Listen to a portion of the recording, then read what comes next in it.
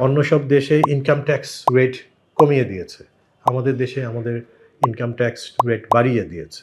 এখন পর্যন্ত আমাদের এই গভর্নমেন্ট থেকে আমরা সেরকম কোনো নেতিবাচক কিছুই দেখতে পারিনি।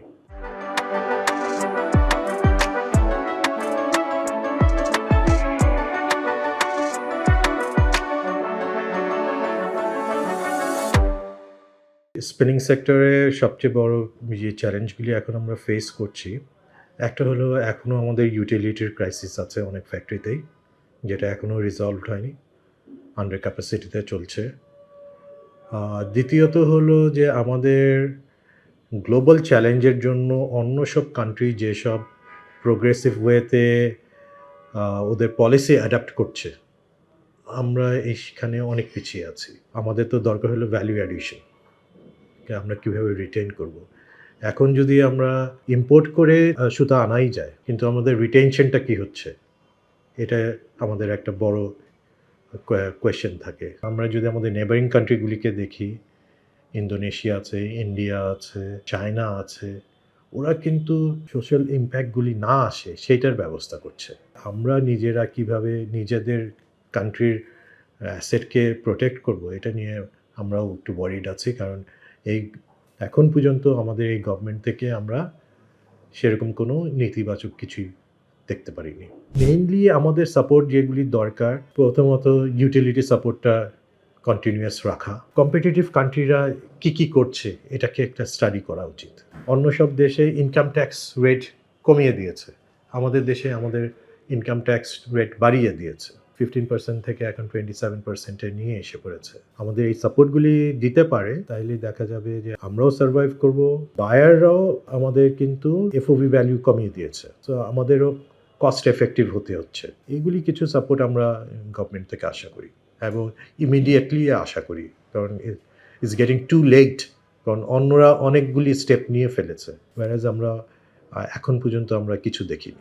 এখন পর্যন্ত আপনি দেখবেন যে ইম্পোর্ট কিন্তু 100% কটন সুতাটাই বেশি হচ্ছে এবং বিভিন্ন কাউন্টারই হচ্ছে। আমার হিসাবে বাংলাদেশের স্পিনাররা 100% কটনে fully equipped, fully qualityful product দিতে পারছে।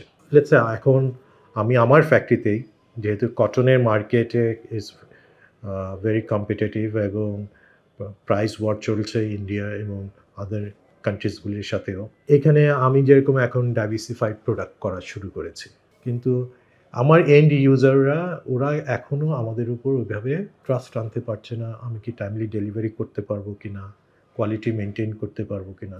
এখনও কিন্তু আমরা স্মল কোয়ান্টিটিতে এগ্রি করতেছি। কটন উইথ ব্লেন্ড, লিলেনের সাথে, ভিসকোসের সাথে, টেন্সেলের সাথে, এরকম ভ্যারাইটিস টাইপ অফ ব্লেন্ডে আমরা এখন সুতা বানাচ্ছি।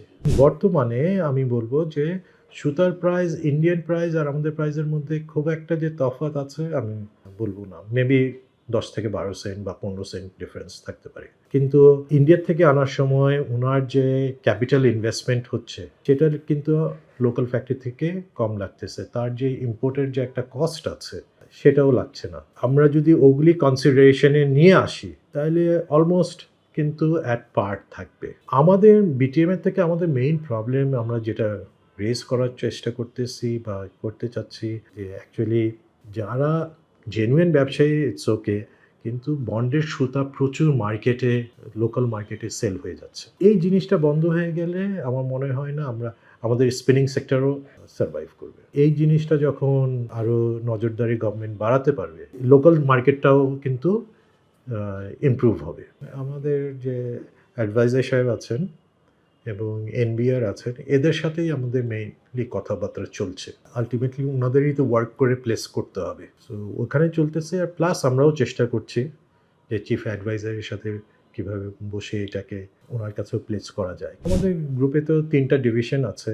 বিল্ডিং মেটেরিয়াল ডিপার্টমেন্ট, যেটা আমাদের গ্রুপ চেয়ারম্যান মনোয়ার সাহেব দেখেন। ওখানে একটা স্টিলের এক্সপ্যানশন ওয়ার্কের প্ল্যান চলছে। টেক্সটাইল, এখন আমরা টেক্সটাইলে যেটা করছি, একটা নতুন ডেনিম প্রজেক্ট হাতে নিয়েছি। It's under construction.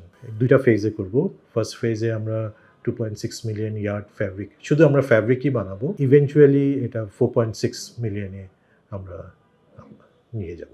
End of next year আমরা অপারেশনে চলে আসবো। আমরা অ্যাকচুয়ালি ইউরোপিয়ান বেসড মেশিনারিজই নিয়ে আসছি। এখন যেটা লেটেস্ট ডেনিমের জন্য যেটা লেটেস্ট কিছু টেকনোলজিস আছে, আমরা ওগুলি ইনকর্পোরেট করে নিয়ে আসতেছি।